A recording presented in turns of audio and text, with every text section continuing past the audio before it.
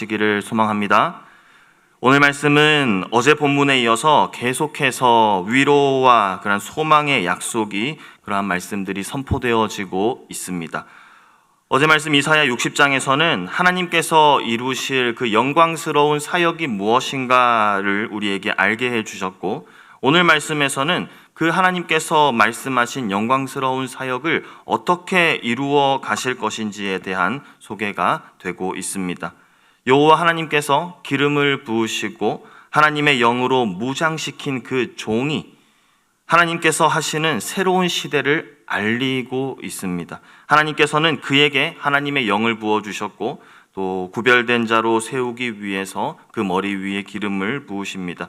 그는 하나님과 특별한 관계를 맺으시고 약속의 말씀을 온전히 성취해 가시는 것입니다.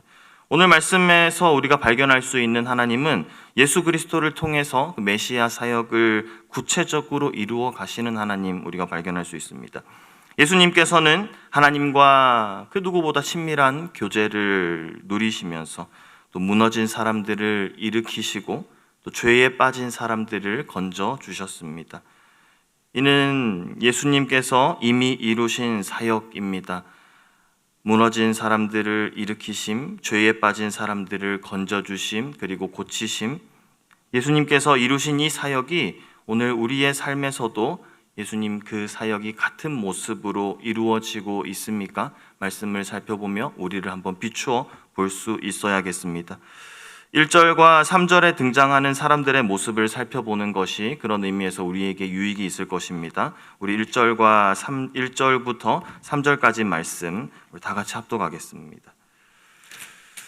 주 여호와의 영이 내게 내리셨으니 이는 여호와께서 내게 기름을 부으사 가난한 자에게 아름다운 소식을 전하게 하려 하심이라.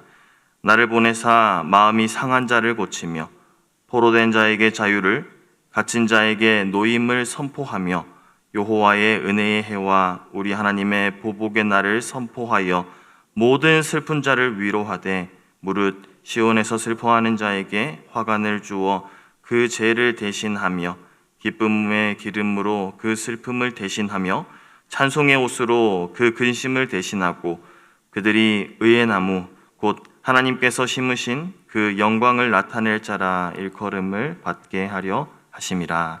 아멘. 등장하는 사람들의 모습을 살펴보면 여호와의 영이 임한 그 메시아를 통해서 그가 전하는 소식을 듣고 위로를 얻는 자 발견할 수 있습니다. 그리고 상한 마음이 고침받은 자, 이 약속의 말씀을 우리가 받으며 상한 마음 있는 나도 주님께서 고쳐주실 줄 믿는 것입니다. 갇혔다가 자유하게 된 자의 모습을 보면서 얽매인 나도 주님께서 자유하게 해주실 것을 우리가 기대하는 것입니다. 슬픔에서 위로를 얻은 자처럼 슬픈 내 마음 주님께서 위로해 주실 줄 믿습니다. 시온에서 슬퍼했지만 머리에는 그 회개의 죄 대신에 화관을 받은 자, 슬픔 대신에 기쁨을 얻은 자, 근심 대신에 찬송하게 된 자, 이러한 자들의 모습이 등장하고 있습니다. 이들을 일컬어 의의 나무다. 이들이 여호와께서 심으신 의의 나무이다. 여호와의 영광을 나타낼 나무이다 라고 불릴 것이다 라고 약속하고 있습니다. 우리는 이 아름다운 소식 복음을 전하는 사람들이고 우리는 그 복음을 살아내는 자들, 그 복음으로 살아가는 자들이 바로 우리입니다. 주님의 구원과 회복을 세상으로 하여금 경험할 수 있게 하는 그 삶, 도구된 삶을 살아가는 것이 바로 우리의 삶인 것입니다. 우리는 이 복음을 어떻게 누리고 있습니까? 누리고 계십니까? 누리고 계신 줄 믿습니다. 우리는 또한 더욱 이 복음에 어떻게 참여하는 자들이 될 수 있을까요? 복음의 능력은 믿음으로 시작됩니다. 오늘 본문에서는 주의 종이 전하는 회복의 소식을 통해서 많은 사람들이 소망과 희망을 발견하고 있습니다. 오늘 우리에게도 동일하게 전해진 이 회복의 소식을 통해서 소망과 희망을 발견하실 수 있기를 간절히 소망합니다. 위로받는 자, 그리고 자유케 되는 인생이 되길 소망하는 것입니다. 근심과 슬픔 대신에 찬송이 회복되는 그러한 복이 우리 성도님들의 삶에 가득하기를 소망합니다. 예수님을 통한 메시아 사역이 완성되었습니다. 완성된 것입니다. 우리는 그 은혜 아래 살고 있습니까? 이미 이루신 그 사역 안에, 그 은혜 안에 우리는 들어가 있습니까? 그 사역의 능력을 경험하고 누리고 있습니까? 아니면 무언가에 갇혀 있습니까? 슬픔이 있지는 않습니까? 마음의 상함이 있지는 않습니까? 무언가 나를 억누르고 있는 것들이 있지 않습니까? 우리가 온전히 붙잡아야 할 것은 자유케 하시고 온전하게 하시는 예수 그리스도인 줄 믿습니다. 예수님을 붙잡으시며 예수님의 사역을 통하여서 자유함 누리시는, 회복을 누리시는, 소망과 희망을 경험하시는 우리 성도님들 되셨으면 좋겠습니다. 내 삶 속에서 회복되어져야 할 그 문제들 가지고 우리가 이제는 주님 앞으로 나아가는 것입니다. 더욱 주님 앞으로 나아가서 기도 올려드리고 응답 받으시는, 해결 받으시는 그 사역의 은혜 아래로 나아가시는 우리 성도님들 되셨으면 좋겠습니다.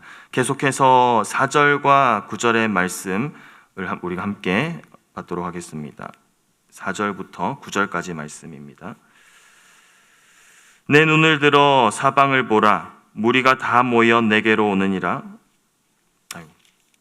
61장 4절부터 9절까지 말씀입니다. 그들은 오래 황폐하였던 곳을 다시 쌓을 것이며 옛부터 무너진 곳을 다시 일으킬 것이며 황폐한 성읍 곧 대대로 무너져 있던 것들을 중수할 것이며 외인은 서서 너희 양떼를 칠 것이요 이방 사람은 너희 농부와 포도원 지기가 될 것이나 오직 너희는 여호와의 제사장이라 일컬음을 받을 것이라.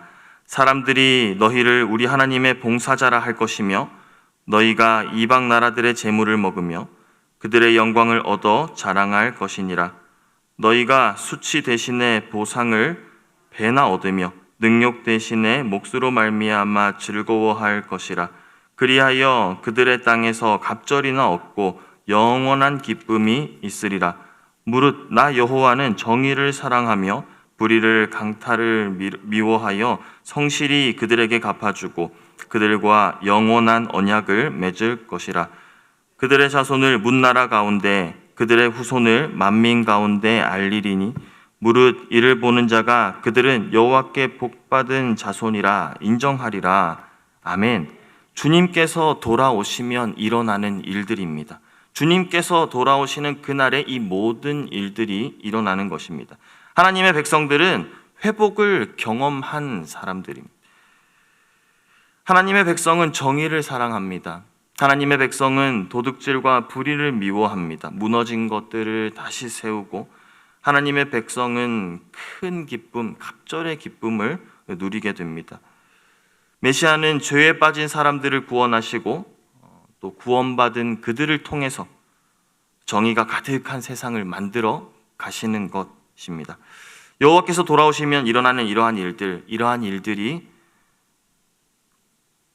오늘 하나님 백성인 우리가 어디에 있든지 간에 누리게 되는 축복입니다. 이것은 나 혼자만 누리는 축복이 아니라 나를 통해서 다른 사람들도 함께 누리게 되는 그러한 축복입니다. 우리가 이러한 축복의 영향력 아래에 있는 우리 성도님 한 분 한 분이 다 되시기를 소망하는 것이며 우리 성도님들의 가정이 이러한 축복 아래에 있기를, 우리의 교회가 이러한 축복 아래에 있기를, 우리의 자녀들이 이러한 축복 안에 있기를 간절히 소망하는 것입니다. 우리를 변화시키신 하나님, 이제는 더 이상 종이 아니라 주님의 자녀로 살아가게 하십니다.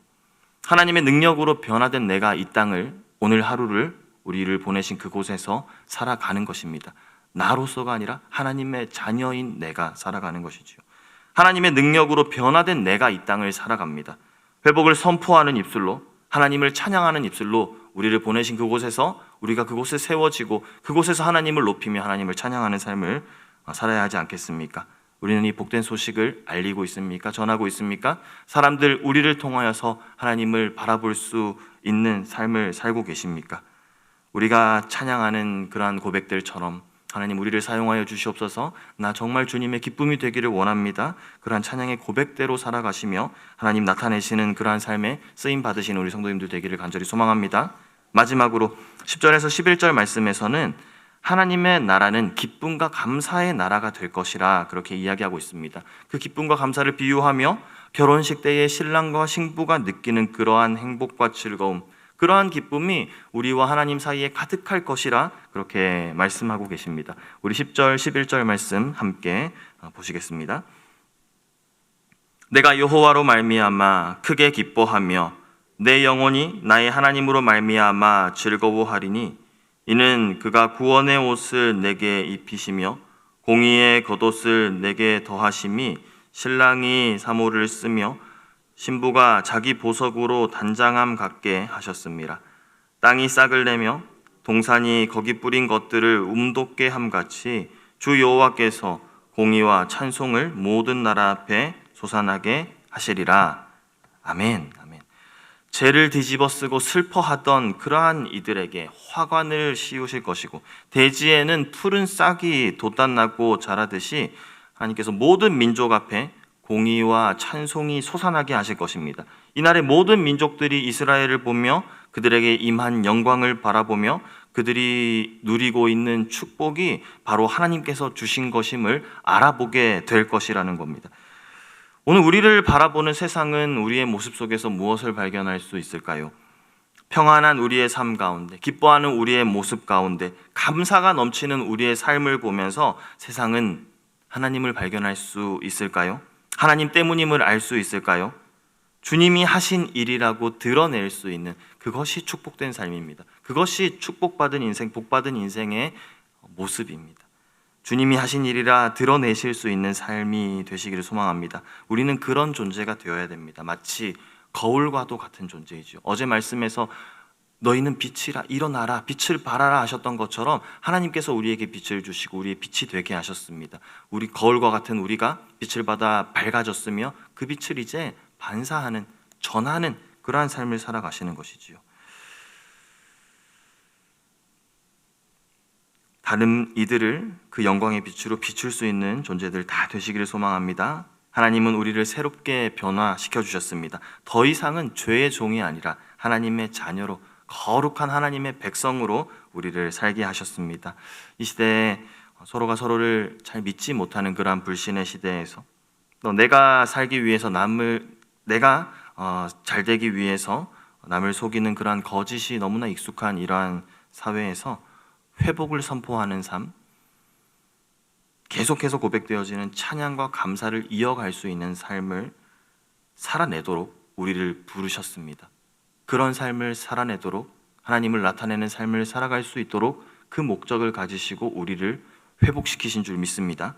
하나님께서는 이미 이루셨고 앞으로 이루실 일들 우리로 기대하게 하셨습니다. 하나님의 백성다운 모습, 그 모습을 하나님께 보여드리고 하나님께 올려드리며 오늘 하루도 우리를 부르시고 우리를 보내신 그곳에서 하나님께 온전히 영광 올려드리는 하나님의 기쁨이 되시는 우리 성도님들 다 되시기를 간절히 소망합니다. 아멘. 우리 함께 기도하겠습니다.